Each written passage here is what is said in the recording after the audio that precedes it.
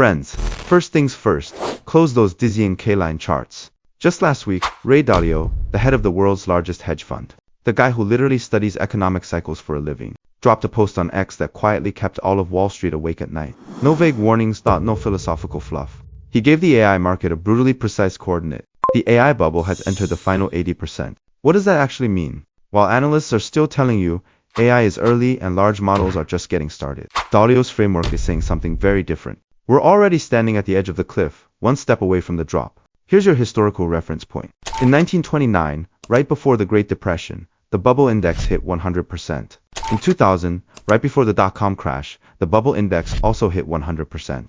Today, we're sitting at roughly 80%. That means we're just 20% away from a full-scale systemic unwind. Think of it like blowing up a balloon. During the first 80%, the balloon looks amazing, bigger, prettier, everyone's applauding. But at this stage right now, the balloon is 8/10 full. This is the most seductive phase of the entire cycle. The fattest profits, and also the phase where one single pin can blow everything up. Dalio's message is simple. Stop staring at price gains. Start staring at how thin the balloon skin has become.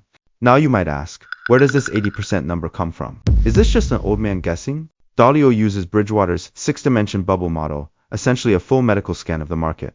Let's break it down first. Price metrics to 82%. That means today's prices have already pulled forward 10 to 20 years of future earnings from companies like Nvidia and Microsoft. You're not buying today's business. You're buying a 10 years from now. Perfect dream. Second, sentiment to 85%. Do you hear any bears left? Everyone's bullish. That's what trading psychology calls a consensus trap. When even your neighborhood aunt is talking about compute power, ask yourself who's left to buy. Third, leverage, around 80%.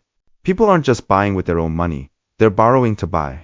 Put it together, and the composite score lands between 77% and 80%. This isn't a healthy bull market. Mathematically, this is a zero-tolerance system. If the numbers bored you, here's the plain version. The AI market right now is like a 3A.M. party where everyone is drunk.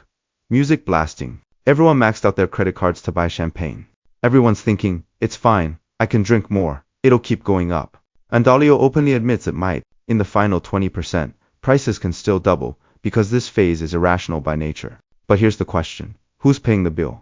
And more importantly, is the guy about to pull the power switch already standing by the door? That brings us to the real question. If the bubble is already 8/10 full, what actually becomes the needle? Is AI tech failing? The real danger comes from somewhere else entirely. Last month, MIT quietly released a report that hit the AI business model like a cold-blooded assassin. Its conclusion was scarier than any stock correction. Even if prices don't fall, this game still doesn't work. This is what many are calling an AI death sentence. If Dalio's 80% bubble feels abstract, what comes next is a physical verdict. In July 2025, MIT Media Lab released a report called the Gen AI Divide. No consulting hype. No PowerPoint optimism. They did something brutally simple. They studied 300 real AI deployments and interviewed 153 corporate executives. Faced one question. You've spent all this money on AI. Did it actually make you money? The answer was suffocating 0.95% of enterprise. AI projects showed no measurable positive impact on financial performance, not low returns. 0. This is what's known as a capital expenditure trap. Big tech is stuck. They can't stop spending hundreds of billions on GPUs, data centers, and electricity, because stopping means falling behind. It's like buying a Ferrari to deliver takeout. Yes, it's fast. But one delivery doesn't even cover the gas, let alone depreciation. MIT exposed the collapse of unit economics. Google, Meta, Microsoft, all of them are betting that today's Ferrari somehow becomes tomorrow's money printing machine. But the data says otherwise. You're not buying productivity today. You're paying a fortune for a 10-year-out dream. And that dream is now colliding with physical reality. So why do the smartest CEOs on earth keep spending, knowing returns are negative? Because they're trapped in a prisoner's dilemma. No one dares stop. This creates a fatal mismatch. Market expectations are exponential. Real-world cash flows are falling off a cliff. The stories live in the cloud, the cash registers stay silent. And bubbles don't need black swans to pop, they just need time. Because cash flow obeys physics. You can't fuel a Ferrari forever with investor money. So when does it break? Here's Dalio's counterintuitive truth. Bubbles last longer than you think, and often peak after everyone knows they're a bubble. Technology won't kill it. Money will, specifically purchasing power. In 2026, the core global contradiction shifts. Not compute power, dollar, purchasing power. AI companies burn massive physical resources, energy, chips, infrastructure. At the same time, the dollar is experiencing its worst purchasing power erosion in 52 years. That's a deadly scissor effect. Costs rise with inflation. Revenues are earned in a shrinking currency. When real costs collide with devalued money, Even the sexiest AI story collapses because payroll and power bills are unforgiving. This isn't a correction, it's forced liquidation. So stop obsessing over whether ChatGPT can write poetry. Watch inflation, watch energy prices, watch real purchasing power. Those are the midnight bells of this party. Now the real question. Will you be the hunted or the hunter?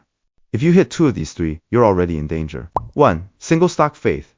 If 70 to 80% of your portfolio sits in one or two AI names, that's not investing, that's gambling. 2. Nominal profit illusion. Your account may be up 20%. Gold was up 67% in 2025. You beat the dollar, you lost purchasing power. 3. Dollar-only vision. All assets in US stocks, bonds, and cash. Classic home currency bias. Now, should you sell everything? That's panic. Dalio's rule is brutal but clear. Never sell everything in a bubble. The last 20% is the fattest. Smart money is dancing, but near the exit. They stay invested, stay liquid, fingers on the sell button. When the physical needle hits, they're gone.